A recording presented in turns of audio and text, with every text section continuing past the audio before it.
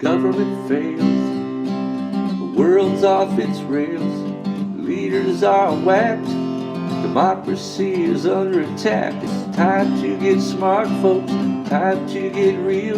Let's cut through the crap, tell us how you feel. Let's cue the talent, let's meet the host. Podcast by George. Hello, hi, how are you? Welcome back on in to another podcast by George. Well, we've got, it's getting to be a series of great journalists that have appeared on the program. We've got another one here. It's Ian MacDougall. And I want to start just briefly by reading his little bio here. I love these things. First time people appear on the podcast, they've got to suffer through these bios. Ian MacDougall. He's written for Harper's Magazine, The New York Times, The Atlantic, The Guardian, Slate, and N+1, among other publications. He's been a contributing reporter at ProPublica, and that's the article that we're going to be talking about today. He's a contributing writer for TheAtlantic.com and a reporter for the Associated Press. And my God, did I used to lean on the Associated Press back in the day when I was a working journalist, and that was a while ago.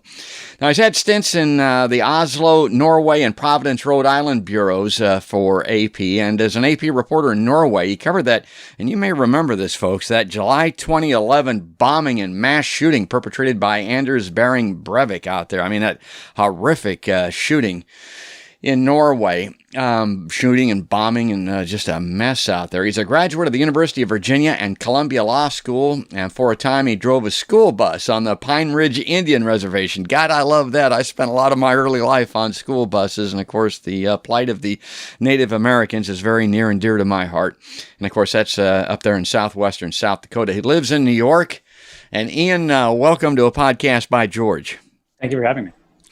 Well, thanks for coming in here. And I got to admit now that, I just scanned the news and this ProPublica article jumped off the page at me. And I thought, I got to get this guy on and I'll give a brief little background on my perspective of this. And the folks on my podcast have heard a little bit about this before. But, I was in the marketing world, so I know a little bit about that angle on this story.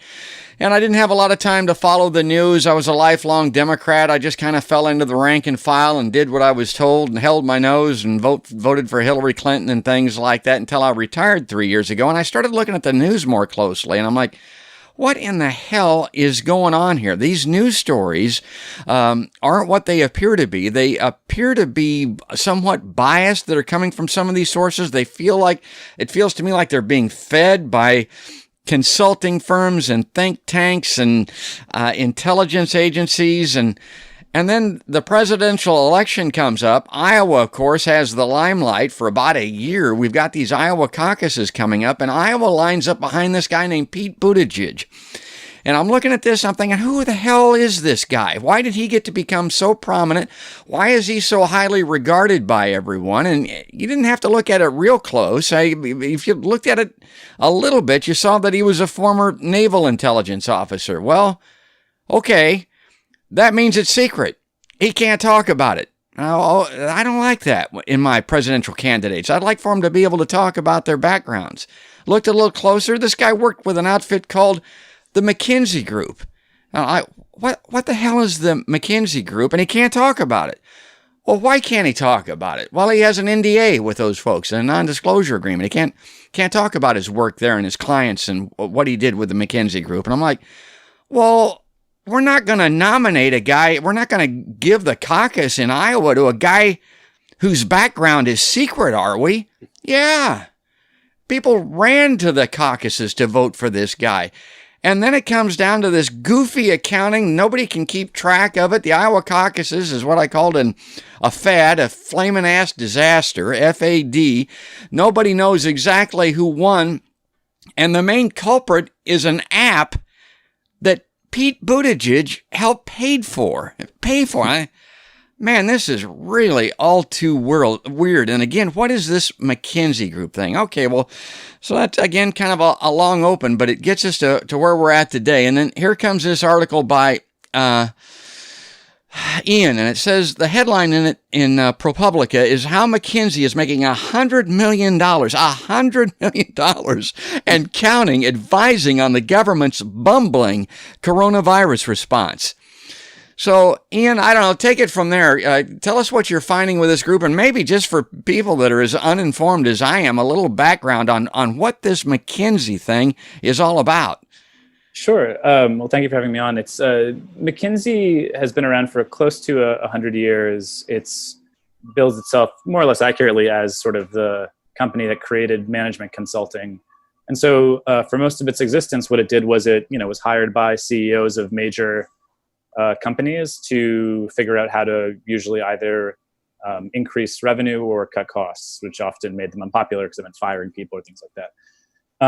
But they worked at only the very highest levels of companies with chief executives, and they were very secretive about what they did. They wouldn't allow clients to talk about their work, and they had some basis for that, where they didn't want people to use the McKinsey name as a rubber stamp, ostensibly. But there were other reasons why you could imagine a company like McKinsey wanting to keep its involvement secret. And I mean, they were heavily involved in Enron, the company that collapsed in 2000. What was that, 1 or 2? The CEO was a longtime McKinsey partner before he moved over there. And around actually that time, maybe a little bit before then, in order to really spur growth, the company moved out of that area that it had been focused on and began working a lot more for governments, began kind of moving down the food chain at companies and working for more sort of middle management type executives, senior vice presidents, and so on. And it expanded very, very rapidly from the 90s on, and it now is about a $10 billion annual revenue. Offices across the world, heavily involved working with foreign governments throughout the U.S. Government sector at the state, federal, and local level. But though it continues to be, most of its revenue comes from working for big companies. I got it. It sounds like a little private CIA or something like that running around. I mean, and that's the point that I want to make about this. I rant a lot on this podcast about how the military-industrial complex has its tentacles in the United States, and of course, the CIA is a good example. I mean, disinformation is a big part of what they do. I mean, right up front. I mean, they lie. They lie, cheat, and steal. That's what they do. That's how they work. That's espionage, yeah. Yeah, exactly. And so then you've got this McKinsey group. Now, what are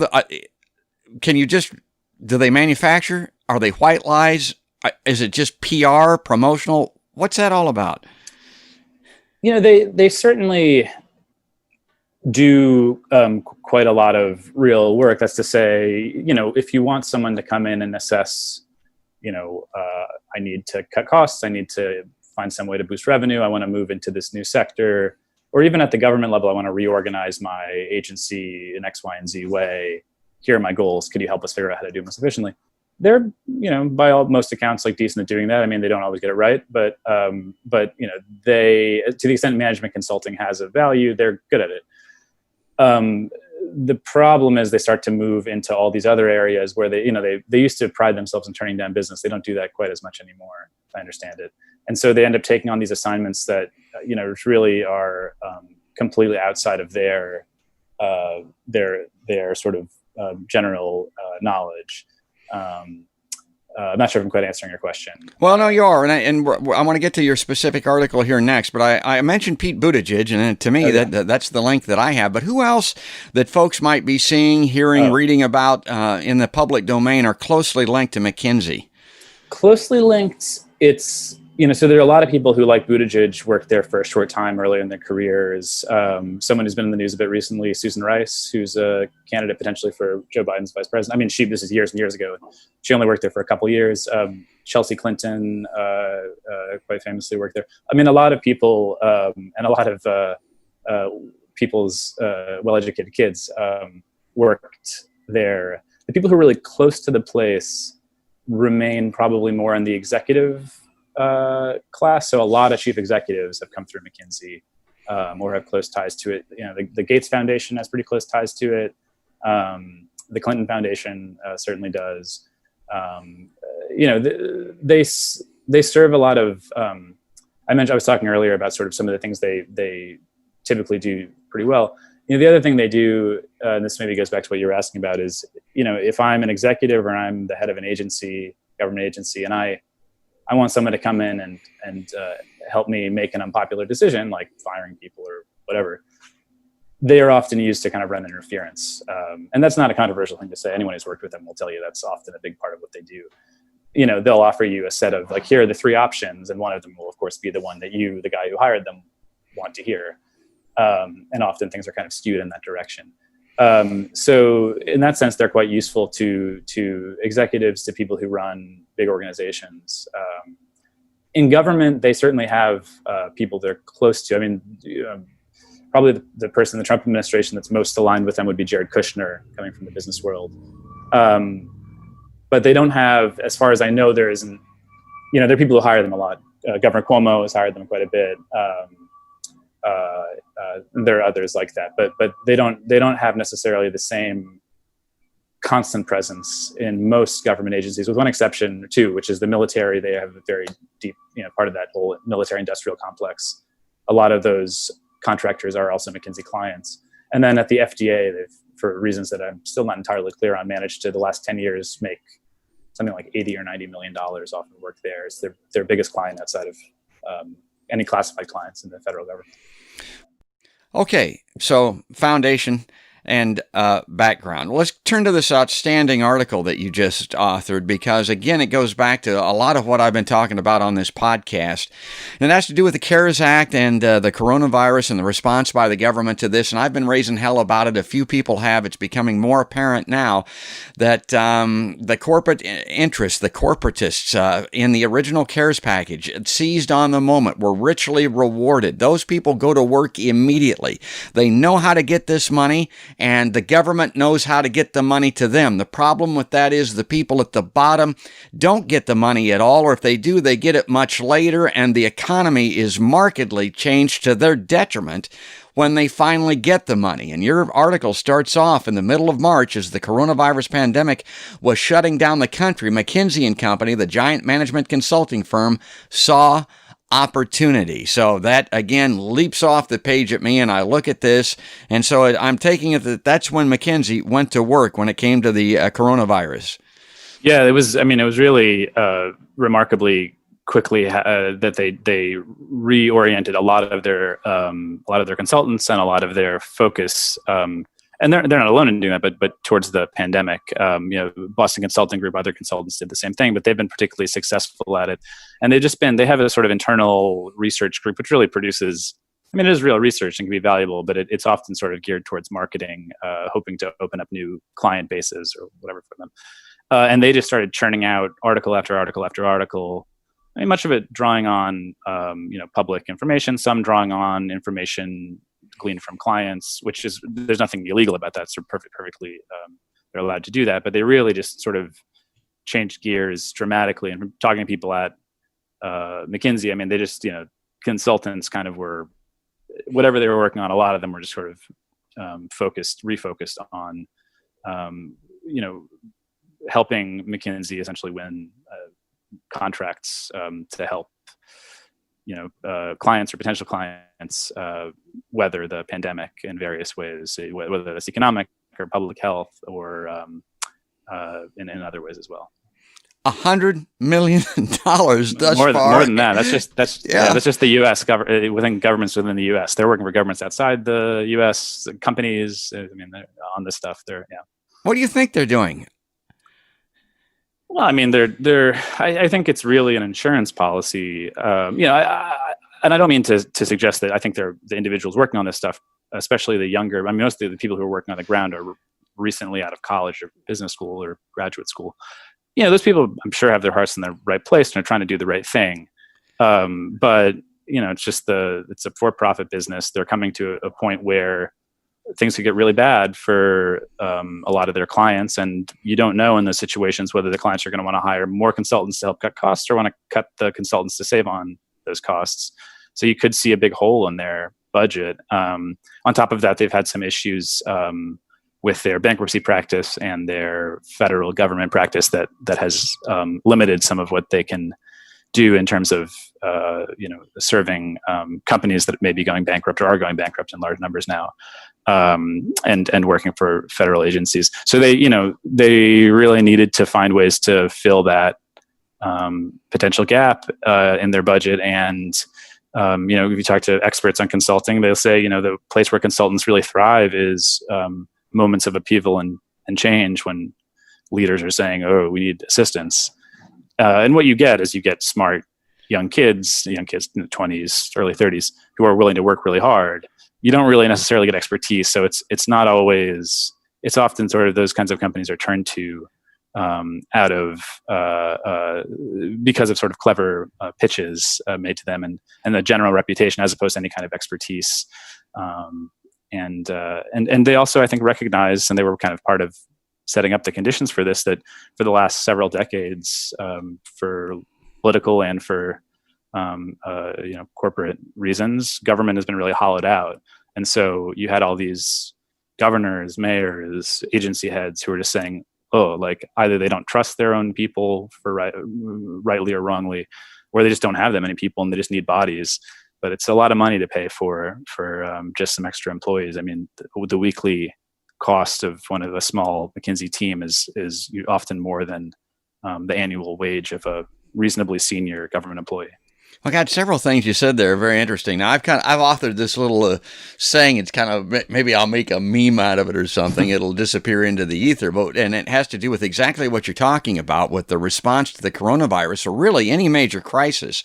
And the saying is, when the earth quakes, out of the ground comes snakes. I mean, and I hate to put it that way, but because there are maybe some people doing good work there at the McKinsey Group, but again, it's a secret; it's hard to tell. But my point of this is looking at this. The ironic part about this is overarching irony is that Trump, of course, took office wanting to drain the swamp. Well, when you see the proliferation of these think tanks and consulting firms, and my God, these on-set advisors on cable television from the Pentagon and ex-CIA people like John Brennan and Jim Clapper and people like that. My God, these folks are everywhere. The swamp definitely hasn't been drained, but I never thought of it from the context that you mentioned, that because government has been hollowed out at certain levels, these people are actually more in demand and more far-reaching than they've ever been before.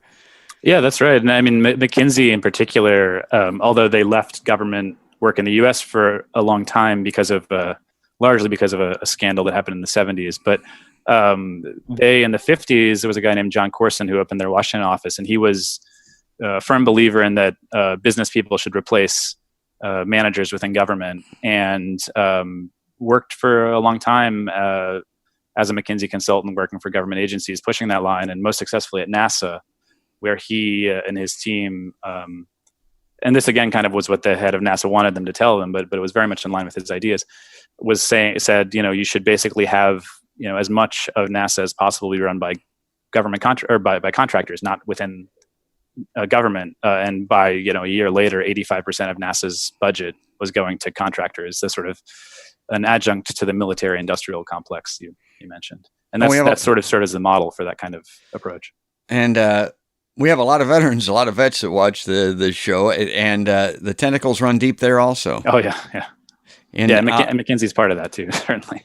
Yeah, in the Veterans Administration. And your research shows that the states that are involved with them, and not everybody appears to be happy campers. I saw some very critical comments by people that are using McKinsey.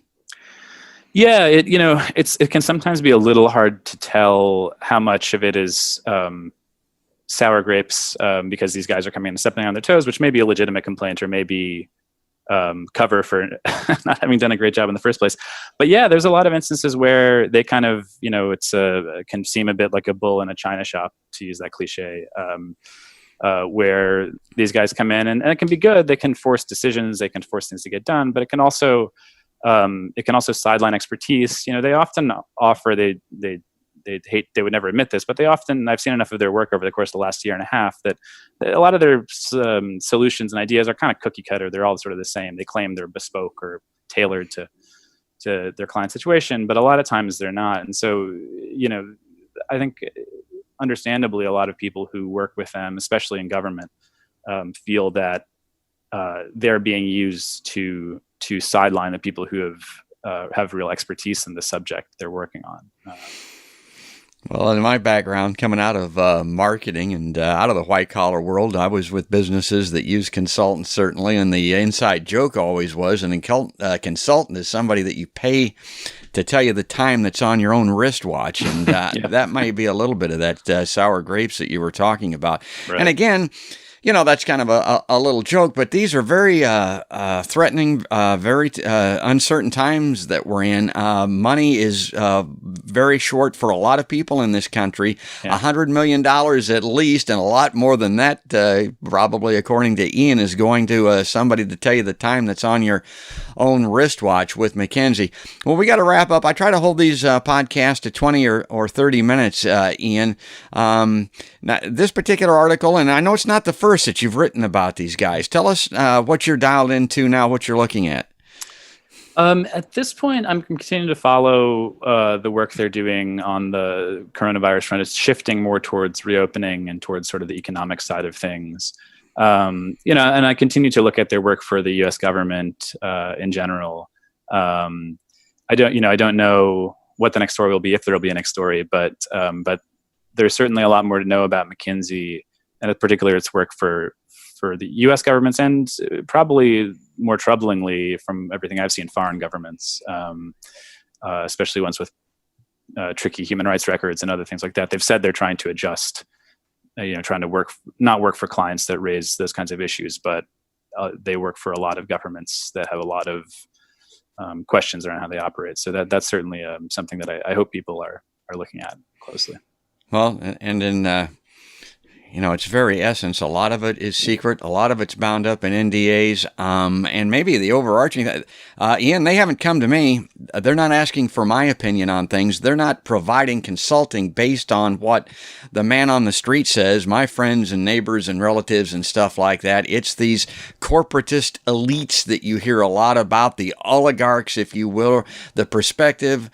And again, I think the CARES Act itself and the response to it and everything that's happening, it's all tied together, and this is just a part of it. I really appreciate you coming on. Any closing comment you want to make here for our viewers? Well, I think to dovetail with what you just said, I mean, I think that's exactly right, which is that when it comes to government, the government's supposed to serve the public interest.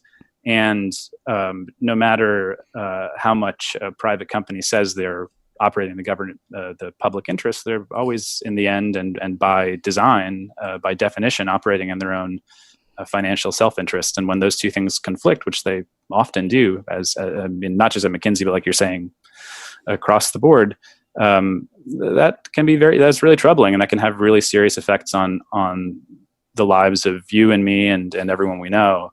And it's troubling that increasingly the private sector gets to have more of a say in how the government works than the public seems to. Well, as the late, great George Carlin once said, it's a big club, and you ain't in it.